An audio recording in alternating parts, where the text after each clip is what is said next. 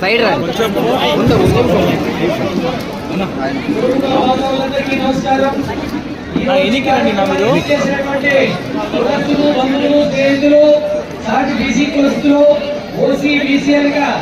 తారతమ్యం లేకుండా అందరూ వచ్చి కార్యక్రమాన్ని జయప్రదం చేసినందుకు అందరికీ కృతజ్ఞతలు. అలాంటి తలపైన టెంకాయలు కొట్టే కార్యక్రమం గ్రౌండ్ లో కింద గ్రౌండ్ లో జరుగుతుంది. అందరూ కూడా ఆ పవిత్రమైనటువంటి కార్యక్రమాన్ని జరిగించి ఆనందించి స్వామివారి కృపకు పాత్రలు కావాల్సిందిగా మరి ప్రార్థిస్తున్నాం. సంతృప్తికరమైనటువంటి ఆహారం ఏర్పాటు చేసినటువంటి ఈ కుటుంబకుల రిపోర్ట్ మండలం తరఫు చేసినటువంటి కార్యక్రమం విశ్వనాథ్ గారు మన ఆహారము ఏర్పాటు. ఎందుకంటే మేము ఒకే కుటుంబంలో పెరిగాం.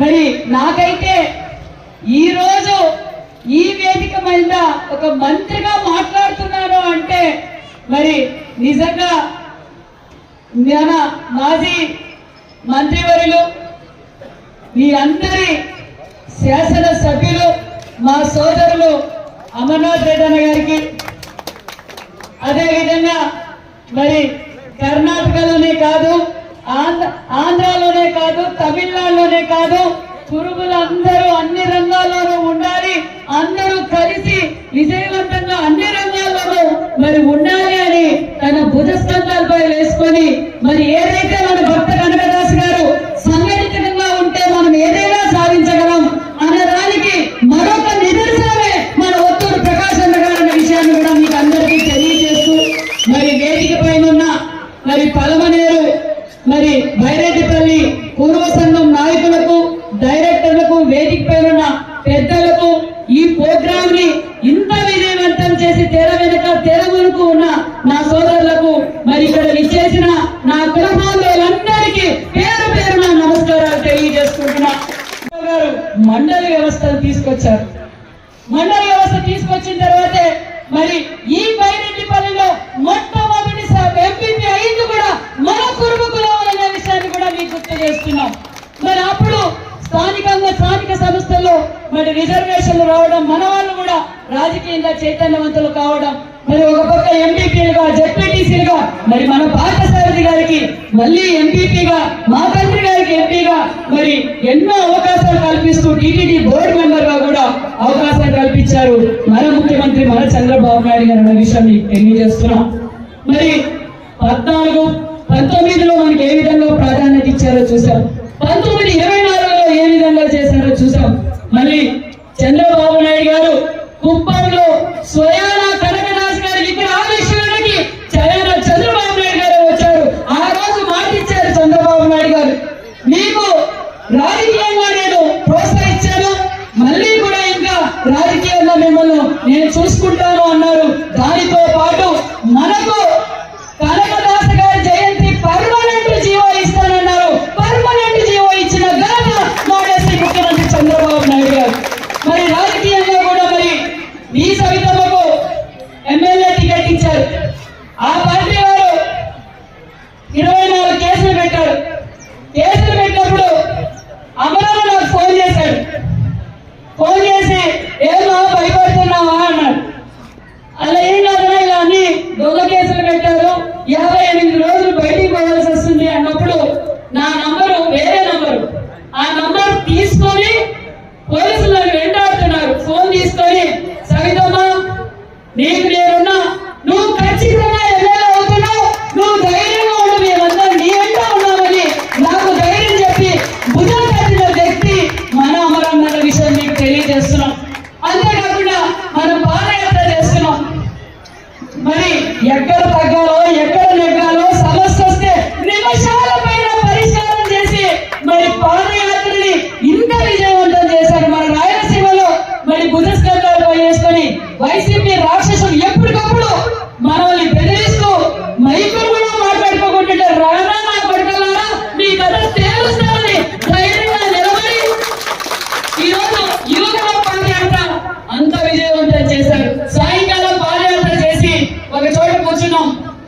అప్పుడు నిజంగా మా కులం తరపున నీకు ప్రత్యేకమైన ధన్యవాదాలన్నా. ఎందుకంటే నారా లోకేష్ బాబు గారు మేము అంతా కూర్చున్నప్పుడు అన్న ఇలాగే మీటింగుల్లో ఏమేమి జరిగినాయి పొద్దున రిలీజ్ అయినప్పుడు, సార్ కురుబ కులస్తులకు మనం ప్రత్యేకమైన ప్రాధాన్యత ఇవ్వాలి సార్.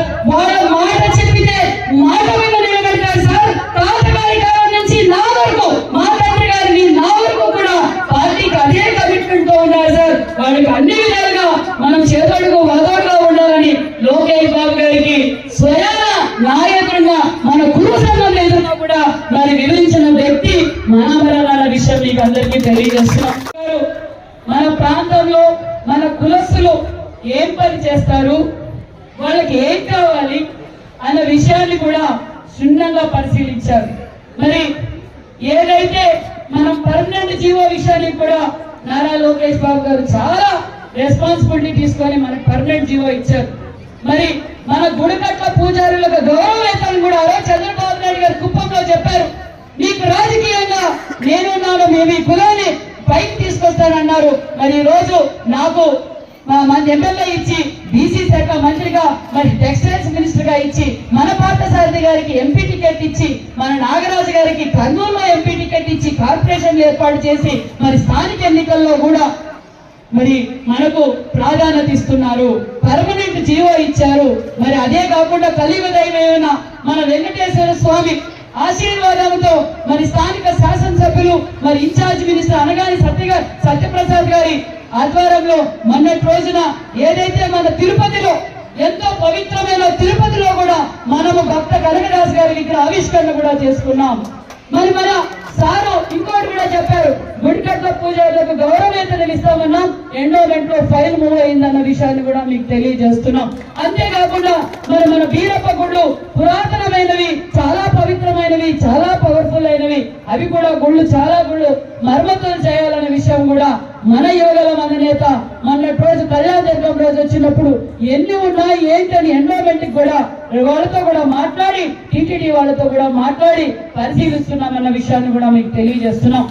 మరి చాలా మంది అడుగుతున్నారు, టీటీడీ బోర్డుగా మనకి చంద్రబాబు నాయుడు గారు ప్రామిస్ చేశారు, అది ఇవ్వాలా అన్నారు.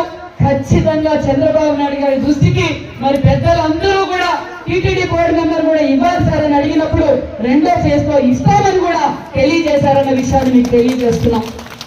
మరి ఆదరణ 1 తెచ్చింది చంద్రబాబు నాయుడు గారు, ఆదరణ 2 తెచ్చింది చంద్రబాబు నాయుడు గారు, ఆదరణ 3 తెస్తుండేది కూడా చంద్రబాబు నాయుడు గారే. మన కులస్తుల, మన కుల బాంధవులు అందరినీ కూర్చోబెట్టి మన కుల వృత్తి అయిన గొర్రెల పెంపకానికి మనం ఏ విధంగా వాళ్లకు చేయూతి ఇవ్వగలం, మరి ఉన్ని కట్ చేసుకోవడానికి ఉన్ని మిషన్ కావచ్చు, మరి అడవుల్లో పోయినప్పుడు ఫెన్సింగ్ వేసుకోవడానికి ఫెన్సింగ్ వైర్ కావచ్చు, మరి ఎల్ఈడి లైట్లు కావచ్చు, ఇవన్నీ వాడు అడిగారు. ఖచ్చితంగా ఆదరణ 3లో కూడా మనం ఇవ్వబోతున్నాం అన్న విషయాన్ని కూడా మీకు అందరికీ తెలియజేస్తున్నాం.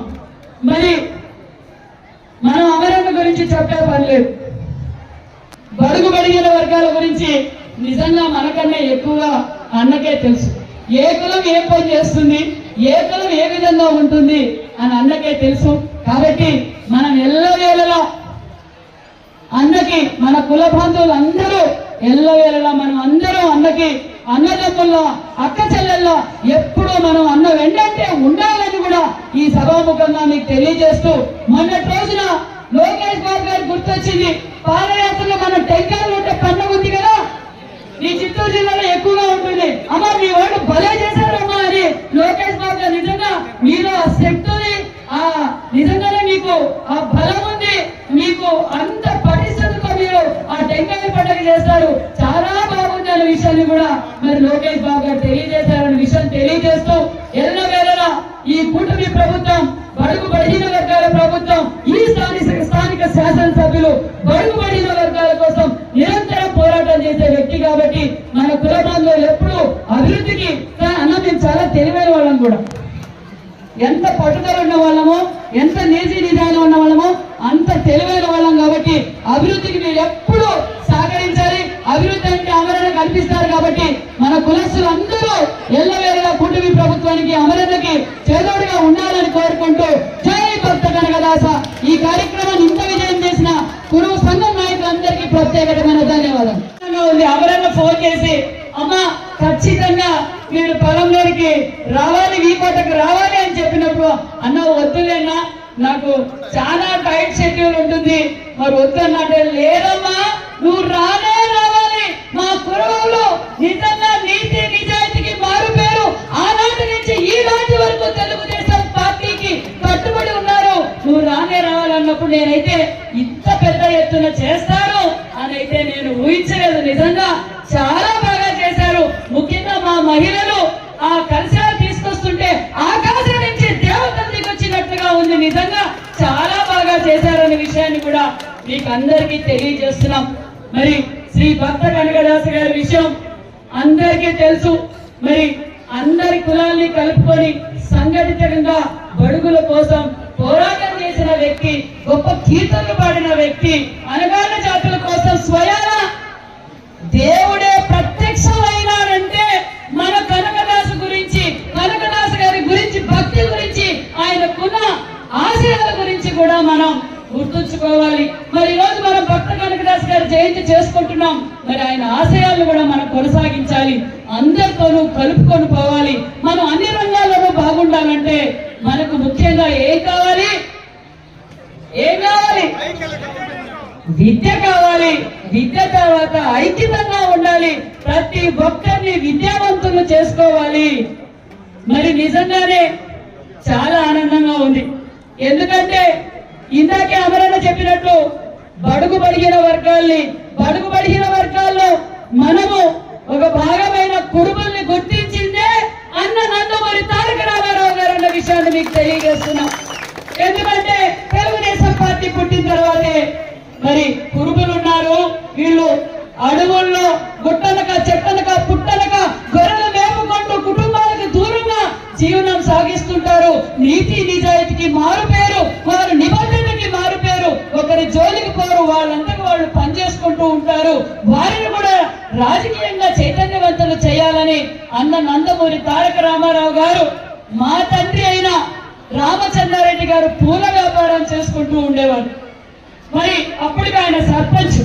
మరి ఆయనను గుర్తించి రాయలసీమలలో కురుబులు ఎక్కువ ఉన్నారు, వాళ్ళు కూడా మరి అసెంబ్లీలో అవకాశం కల్పించాలి అని ఆ రోజు అసెంబ్లీకి పంపారు. ఎమ్మెల్యేనే గొప్ప అనుకున్నాం, ఎమ్మెల్యేనే మన కులంలో మరి గొప్ప అనుకున్నాం. కానీ 14 శాఖలకు పనిచేసిన ఏకైక కులం ఏది అంటే అది కురుబ కులం. అన్న నందమూరి తారక రామారావు గారు మనకు అవకాశం కల్పించారు. తెలుగు రాష్ట్రాల్లో 14 శాఖలుగా పనిచేసింది ఒక్క కురుబ రామచంద్రారెడ్డి గారు అన్న విషయాన్ని మీకు అందరికీ తెలియజేస్తున్నాం. వాస్తవంగా మా ఊర్లో ఎప్పటి నుంచినో ఆనవాయితీగా ట్రెడిషనల్ గా సాంప్రదాయంగా వచ్చేటువంటి కార్యక్రమమే అని చెప్పి సందర్భంగా ఒకసారి మీకు గుర్తు చేసే ప్రయత్నం చేశానని చెప్పి ఈ సందర్భంగా మీ అందరి దృష్టికి తెస్తా ఉన్నా. ఖచ్చితంగా రాబోయే కాలంలో మీరందరూ కూడా కలిసికట్టుగా ఉండాల్సిందే. ఇప్పుడే మనకు ఒట్టు ప్రకాష్ గారు చెప్పినట్టు కలిసికట్టుగా ఉండాల్సిందే. అయితే బలహీన వర్గాలు అందరూ కూడా కలిసికట్టుగా ఉన్నారు. ఈ రోజు బీసీల్లో ఉండేటువంటి రకరకాలైనటువంటి కులాల వల్ల విభజించుకొని బలాన్ని పోగొట్టుకోకుండా ఉండాలని చెప్పి నేను ఈ సందర్భంగా ఈ మెసేజ్ ఇస్తా ఉన్నా. అన్ని కులాలు బలహీన వర్గాల్లో ఉండేవాళ్ళు కలిసికట్టుగా ముందుండాలా, మన సంస్కృతి సాంప్రదాయాలను కాపాడుకోవాలా, మనకున్నటువంటి కొలిసేటువంటి దైవాన్ని, ఎవరైతే నమ్మకమైనటువంటి దైవాన్ని ఉందో దానికి సంబంధించినటువంటి ఆశయాలను ముందుకు తీసుకెళ్ళడానికి ఖచ్చితంగా కూడా మనం ప్రయత్నం చేయాలని చెప్పి మరొకసారి మీ అందరి దృష్టికి తెస్తూ, ఎక్కువ సమయం మాట్లాడలేను ఎందుకంటే అప్పుడే ప్రకాష్ గారు చెప్పినాడు. ఎందుకంటే ఆమెకు ముల్బాగల్లో ఒక పెద్ద కళ్యాణ మండపం దాదాపు 2 కోట్ల రూపాయలతో కట్టి రెడీగా ఉంది. వాళ్ళ గవర్నమెంట్ నుంచి ముఖ్యమంత్రి ఎవరో చాలా మంది మంత్రులు కూడా ఆ కార్యక్రమానికి రాబోతా ఉన్నారు.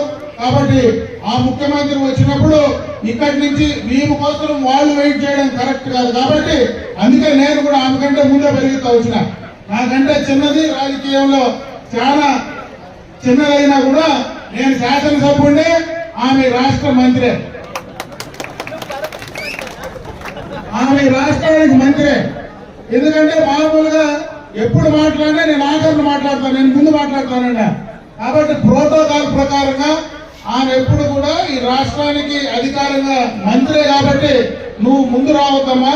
నాకు సడన్ గా ఈరోజు మన తెలుగుదేశం పార్టీ జిల్లా ఉపాధ్యక్షుడు డికే ఆదికేశ్వర నాయుడు సోదరుడు డికే బద్రీనాథ్ చనిపోయినారు కాబట్టి ఆయన దగ్గరికి పోయి ఒకసారి చూసి మళ్ళీ ఇంటికి వచ్చి స్నానం చేసి రావాలి కాబట్టి కొంత సమయం అవుతుంది. 12 గంటలకు వస్తానన్నా అంటే నేను 12 వచ్చేస్తానని చెప్పి 12:05కి నేను ఖచ్చితంగా ఈడున్నాను. అందుకే ఆమెను కొద్దిగా లేటుగా రమ్మన్నా. కాబట్టి ఆమె తర్వాత ఈ కార్యక్రమం నుంచి వెళ్ళాలి కాబట్టి ఆమెను మాట్లాడి త్వరగా కూడా వెళ్ళని, ఎందుకంటే పక్క రాష్ట్రం నుంచి వాళ్ళందరూ కూడా కాసుకొని ఉన్నారు కాబట్టి అందుకే నేను తక్కువ మాట్లాడి ముగిస్తా ఉన్నానని చెప్పి తెలియజేసుకుంటూ మరొకసారి ఈ యొక్క ప్రాంతంలో ఉండేటువంటి కురబ కులస్తులందరికీ కూడా ఈ రోజు ఈ మంచి అవకాశాన్ని మీతో పాలు పంచుకునేటువంటి అవకాశాన్ని కల్పించినటువంటి కురబ కుల సోదర సోదరి వాళ్ళందరికీ కూడా హృదయపూర్వకంగా చేతులెత్తి నమస్కారాలు తెలియజేసుకుంటూ సెలవు తీసుకుంటున్నా. జై హింద్.